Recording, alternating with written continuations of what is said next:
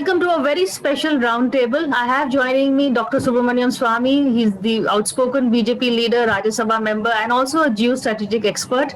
And of course, Mr. Salman Khurshid. He is the former External Affairs Minister. He's been with the UPA government. And also, more importantly, for the topic at hand, he was an MOS at the time when there were the Taliban and when I think was on the rise in the 90s. The topic we are discussing, of course, is the US pullout out of Afghanistan and the ramifications it will have on India. For instance, should India engage with the Taliban, as I'm being told that we've already begun doing? If so, there's so many factions. Which faction do we engage with? And also, more importantly, how does India stand vis-a-vis China and the AFPAC equation?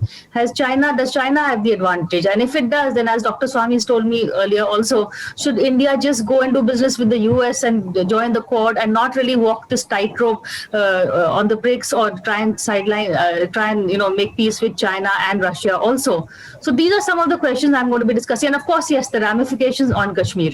Dr. Swamy, we've had many conversations. So where do you see us, what are the options for India given the US pullout? Well, when it comes to Afghanistan, China, Pakistan, we have a complicated situation. So the options is to be developed, I would say. We don't have any options just now.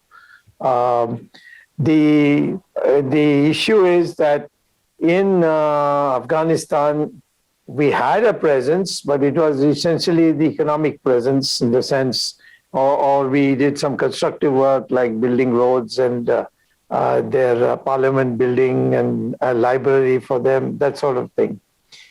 But if the Taliban takes over Afghanistan, then in my opinion, they may not get along very well with Pakistan, but they will have a common cause with India. So you have that problem, and that is now, the two people, the two Taliban and Pakistan, the Chinese are in the middle. And we have alienated the Iranians because we came under the pressure of the Americans on the question of Chabahar, the port that we built for the Iranians and then abandoned it in the middle way. And didn't buy oil from Iran, which was the cheapest compared to the others, because the Americans said, no, we got a sanction. So now we are in a situation where to deal with this problem, and this is where I would send the ball to Salman, who's been foreign minister and, of course, an erudite lawyer, and, of course, a man who is read and written very extensively, that we are in a situation where we have got into Quad in a nominal sense, but we have not worked out what this Quad is and what is going to be our commitment. Is the Americans obviously are not going to send troops to anywhere easily anymore after their experience in Iraq, Vietnam earlier. And so are we going to substitute the Americans in their goal, or we want the Americans to supplement our efforts in dealing with China and Pakistan? Afghanistan, of course, comes later. But so the key question is, if we are going to go with the Americans are great bargainers. They don't give anything free. They don't give anything on sentiment. It's all give and take. So what is it that you're going to give and what is it that you're going to take? That is the question which I think requires in this discussion with Salman, where I would, after hearing him, tell what I think we can give and what we should take from the Americans. So over to Salman. Over to you, Mr. Khurshid, your first thoughts. Thank you. Dr. Swamy said he's passing the ball. And the moment he said he was passing the ball, I think of bend it like Beckham, right? He doesn't shoot that straight. He bends it around you, and therefore, one has to be very, very fleet-footed to be able to get an answer. I think that he's actually flagged the the conundrum of our foreign policy. We'd allow me to say that we had assumed that foreign policy, and we'd assumed for too long that foreign policy is an easy thing. It's all about shaking hands and hugging people. It's more than that. Foreign policy is more than that. And foreign policy is not about everybody thinking that you're a good guy and therefore they should cooperate with you. There are many people in the world who think that India is a good guy. And I think to be able to expand that is important. But in our own neighborhood, in our own region, this business of good guy is a little bit tough, little bit difficult. And therefore, we've got to find some solution. Now, is that solution to be found in the neighborhood with the help of Americans, or is it to be found by ourselves? My instinct says that we have to find this solution ourselves. We've got to strike a communication and a dialogue with China. Despite all the difficulties that there are between us and China, we've got to strike up a dialogue. I don't believe that China is deaf and dead against a dialogue. But of course, they know they have certain advantages and they would want to continue to secure those advantages at the cost of India. But India also may be able to push some advantages. We are not entirely without some advantages. We've got to find our own dialogue. That's one thing. As far as Afghanistan is concerned, I'm a bit worried about communications with Taliban. I understand that the pragmatic position will have to be that if Taliban are there to stay and they are on the ground, we can't pretend that Afghanistan doesn't exist. We have too much invested in Afghanistan. Some of it against the advice that I, as foreign minister, got from my colleagues, who said that you're wasting all this. One day all this will go to Taliban. And we did it in the real hope that by building on the development platform and enhancing the relationship that we have between the people of Afghanistan and ourselves, giving them scholarships, giving them teachers, schools, as Dr. Swami has said, building the Salma Dam, giving them a parliament building, all that would consolidate our connect with the people of Afghanistan. But all that can go overnight if the Taliban take over. Now, how do you deal with Taliban? Do you deal with that with Taliban at different levels, some obvious, some not so obvious, some apparent, some not so apparent? Is a very, very big question. And I don't think that we have answers on that in the near future. As far as the US is concerned, I think we've got to really worry about not relying on US presence. I think Dr. Swami has very gently suggested that US is a hard bargainer, but that their bargain doesn't include now cleaning up for somebody else. Their cleaning up process in wherever they've been has been very, very bad, very dirty, and they haven't done very good cleaning up, Afghanistan being the latest. But because of democracy, because of being the two great democracies of the world, we need to keep up with the US. But I think with enormous care. And maybe we just need tough bargainers. Why is the government not thinking of Dr. Swami as the person to sit and bargain?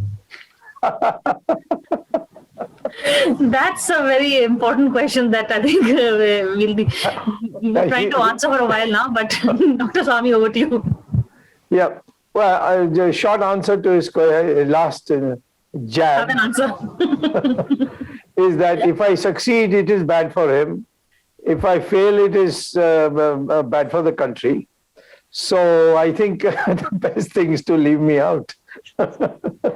So let me start with China, because I have studied China. I learned to speak their language. I made very good friends. In fact, with Deng Xiaoping, I went to the extent of even getting Kailash Mansarovar open.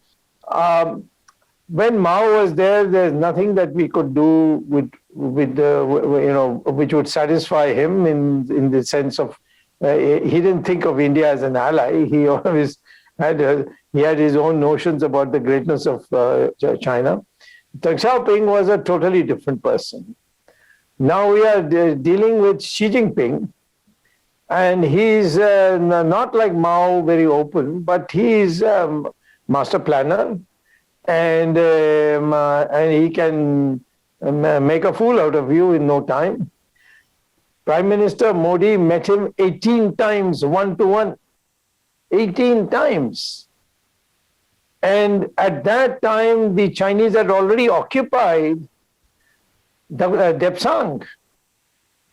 Did he raise it with Xi Jinping in any meeting? Because we have no records at all of what took place in the meetings, except we saw their costumes, dressed in local customs, etc. Whether it was in Mahabalipuram or in Gujarat on a Jula.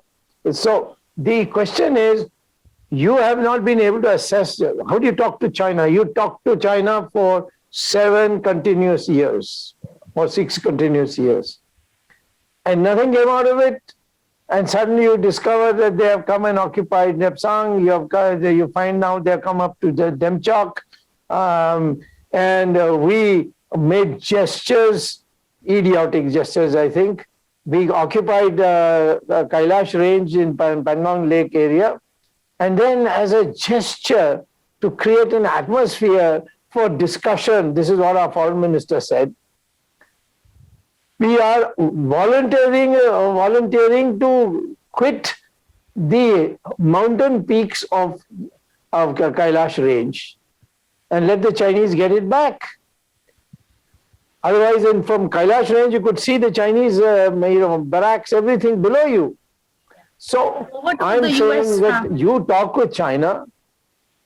On what basis do you talk with China? So this is one aspect. Second, China is now going full lick in Pakistan. They're literally, except the military is still amenable to the Americans, but their civil society is come under heavy influence of China. They've given a lot of money. We have in our policies already lost Sri Lanka because they wanted all the loans given by the Indian government to the previous government to be rescheduled, and we refused, or we sent bureaucrats to talk nonsense to them. So now he finally said, okay, I can't pay these bills to China, so I'll tell them, okay, take whatever land you want, where you want to, set up some... You're saying basically India's isolated itself in the neighborhood. That's the... Absolutely. So this is the... Second, what is it that the Americans give you? They can't give you soldiers. Soldiers you have to provide, because your conflict essentially is in the within the border, across the border. It's not, we don't have a conflict with China on Taiwan. We don't have a conflict with China in Mongolia. We have a conflict in our border, and the Americans are in no position to give troops. It was never in question, but I'm telling you, what we have to rule out is American presence in India cannot be military presence.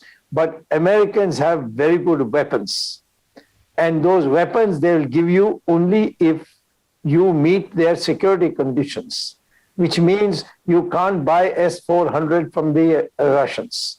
Why? Because S-400 has Chinese electronics. Whatever you may think of the past of the Soviet Union, Russia is no patch on that. Russia is a junior partner of China. They are so heavily indebted to China that they have to be. And everybody knows that. So essentially, Americans can be of help to you in giving you weapons, and nothing more than that. And weapons is what we need. They have the best weapons. F-35 is unparalleled. They've given it to Turkey, but they are not giving it to India because they say you have signed S-400. It has got Chinese electronics. And if they are also there and we are also our weapons, they will duplicate our, Dr. I'm going to cut you a bit short and get Mr. Khurshid before we take a break. So he's saying, your response to what Dr. Swami said, Mr. Khurshid. my response to begin with is my sense of envy. There's a lot that Dr. Swami can say and get away with that I cannot even try to articulate, whether it's about Depsang or it's about the weaponry or it is about the failure in terms of the conversations we've had globally or internationally. I must say that I feel so relieved that I don't have to say any of these things because it's music to my ears that Dr. Swami is saying it. And I would say, well, don't blame me. It was Dr. Swami who said it. And I'm too scared to say anything that contradicts what Dr. Swami is saying. So if you want to contradict, please go ahead and contradict. Well, at least you admit that BJP is a democratic party. Well, at least at your end, it's certainly democratic. I don't know about the other end. But Mr. Khurshid, I'm not going to let you just get away with this. So you're hesitant to engage with the Taliban. You're not sure of whether Dr. Swami's solution with the US is going to work. So what is the way ahead then? No, frankly, I think that we are really at this moment, it's too early, really too early to be able to say what to do with Taliban. I don't think anybody is absolutely certain that the Taliban of today, i.e. Taliban 0.2, is different from Taliban 0.1. I don't think everyone is absolutely clear, but I would imagine that the difference would be at best marginal. It cannot be a very, very, very dramatic difference. How will the rest of the world, particularly how will the rest of the Muslim world deal with them? I mean, we see changes happening in Saudi Arabia. Those changes are not just vis-a-vis Israel, and those changes are not about women driving within Saudi Arabia, but there is a major new way of looking at the world and at themselves in Saudi Arabia. And I think that's a little bit of that is happening everywhere else. But of course, Turkey and Iran still very much in their classical positions. We've not dealt very well with Turkey and with Iran. We should have had a conversation with Turkey right from the time that we were in government. We tried, but we have not really been able to develop a conversation with Turkey. And we certainly don't have a very wholesome conversation with Iran. If we had those two, at least we would be saying that we are not alone and isolated that you just mentioned, that we would then talk to China in the knowledge of China, that we are not just talking to a loner, we are talking to people who speak amongst themselves, who do overlap and interact amongst themselves. And therefore we are dealing with a larger group than dealing with India alone. I think that is very important, but it's only in the process. We can't really predict today what it might be 2 weeks or 4 weeks or 2 months from now. If I may, in Afghanistan, first of all, I think the situation is that in the urban towns, which are few, except for Kandahar, the present Afghan army, which was trained and built during the American period, is sufficiently strong if they get backing of a country like India. I'm not asking our country to go and send troops while I am theoretically in favor. But I would say that Indians are very good at training, military training. We have done it for many countries without publicizing it. And we can do it for Afghanistan. And the Afghan top leaders have all been educated in India. And they are well-versed. The Afghan people who don't want to have anything to do with Taliban are very pro-India. So we need, therefore, to get into Afghanistan. And the Americans can help us in limited forms. They can certainly give money, which they would if they don't have to send troops. And so we must make a commitment that protecting Afghanistan from Taliban is our strategic objective. We have not defined it at all. and we must define it. And I'm pushing my party from inside to the extent I can, and ultimately I find it is basically I have to push one person, and that person is inaccessible. So at the moment, I'm not in a position to push him. But I think the national pressure should be built that either we fight them on our borders or we fight them inside Afghanistan. If Taliban takes over Kabul, I can tell you it's only a matter of time before they are in Kashmir, they are in on our borders. So you have to make this decision now, a decision in World War II, which we learned the hard way. I mean, the Western powers learned the hard way, the same way we learned the hard way. The second thing is, the Americans are people who do produce the best weaponry. And even today, their weaponry is far superior to weaponry produced in any other country. And therefore, they must be persuaded to say that don't ask us to become another Australia or another Japan. We can't go far as Taiwan. We have no intention of crossing into Tibet.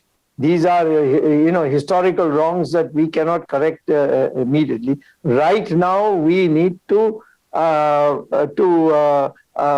confront China. We can't negotiate with them because we had negotiated an agreement. They broke that agreement. 1993, when Narasimha Rao was there, then Devagowda's time, we drew even a LAC where we agreed that for the time being, Aksai Chin can be part of China. And after the disputes are settled by discussion, then we can decide who has how much territory. And therefore, this kind of clarity must come. The question is, yes, I agree on one point with Salman, and that's my last point before you ask him. The question is, the neighbors of Afghanistan or Muslim, they are totally against the Taliban. Kyrgyzstan, Uzbekistan, there are about 4 or 5 Muslim countries there. They are people who are wanting to do something to stop these Taliban. We need to get into an agreement with them, coalition with them. Today we see Israel has opened embassies in UAE. There are talks about it opening in Saudi Arabia. They have done it in 2 or 3 other Muslim countries already. So I think Israel, with its scientific knowledge of military warfare, and these Arab countries with their oil money, and these neighboring countries of which I mentioned, Kyrgyzstan and Turkmenistan, etc., they in combined, India must play that role. It can't just say, I've got America with me and that's all that I need. You Americans are not going to ever be relied on to come and send their troops and then stay with you. They have already demonstrated in Vietnam, and they've demonstrated now in Afghanistan. They're going to demonstrate very soon in Iraq. Americans have a very high value in losing soldiers. It's not like India. So therefore, I think we must learn to stand on our feet, subject to getting support in terms of the hardware for fighting the Taliban. Well, I'm not as battle ready as Dr. Swami and Mr. Khurshid, but yes, the worry is that this spillover in Kashmir is a real worry if we don't do something soon. So your reactions to what he said also. Certainly, most certainly, we have to be concerned as far as Jammu and Kashmir is our major priority. And whatever effort, we've not always agreed on what is being done in Jammu and Kashmir, but whatever effort we are making nationally on Jammu and Kashmir should not be interrupted or not be derailed by something that happens across the border. I think that is very, very critical. But coming back to Afghanistan for a moment, I appreciate what Dr. Swami is saying, and I understand what the countries around Afghanistan feel. And of course, many of them have issues which are tribal, ethnic, whether it's the Turk or or the others, the Northern Alliance, etc., with whom India had a remarkable relationship. But the problem is, have we already gone too far? Are we actually talking to the Taliban? And we want to be at that table, which the Americans laid out for the Taliban. Now, the Americans did whatever they did because they would pay any price to get out. They made a mistake. Now, Americans were getting out and therefore ladling things to the Taliban so that there could be some conversation is kind of understandable. But we are trying to get in talking to them. I think we've got to come clean, and Dr. Swami has said we need clarity. First clarity should be that we will deal with them to the best of our ability as opponents, not as proponents. Correct. We can't be joining them, and certainly we'll hurt ourselves tremendously if we give them an impression that we are ready to work with them and ready to do business with them, and then we retreat and say, no, you are bad people. We can't do it with you. I think that would be falling between two stools, and that would be the worst thing that can happen to us. Give them another reason to want to get at us through our points which are vulnerable. So I think, and unfortunately, Dr. Swami, with all his outspokenness, maybe would not have an opinion on how this should be fought. This should be a party affair, or this should be an all-party affair. Now, if it's to be an all-party affair, Dr. Swami would be seen sitting with Mamata Banerjee and the Congress trying to talk about what to do in Afghanistan, and he would be told, let's expand Khela Hobe to Afghanistan and sort it out there. So I pass the ball back to Dr. Swami. No, I think Mamata Banerjee and I have very good, working relationship. We have collaborated even on liberation of a temple, which everybody took a bet since she will not agree. I persuaded her to. The temple had been taken over by the Minister for Urban Development, and I went to her and said that this is wrong. And I must say that after discussion, she issued an order immediately in my presence that except that particular portion, that Tarkeshwar temple in Hubli, all other portions will be part of the urban development, but this will be and no. So I'm going to interrupt you because we are totally we've overshot the time. Okay. All right. So Sorry to interrupt you. I'll conclude by saying that, you see, Salman is a astute diplomat, so he's pussyfooting. I am one of those boxer types, so I'm putting it bluntly. But there's not too much difference between what he said and what I said. But Afghanistan must get priority. That's the key thing that I think comes out of this discussion. Well, we can certainly agree on that, Dr. Swami. No problem. We can certainly agree on that. On that note, before they disagree, I think we're also out of time. Thank you both for this great very fascinating conversation, and hope to have you back again because a lot is yet to be discussed on the table, as they say. Thank you. Thank you very much. Goodbye.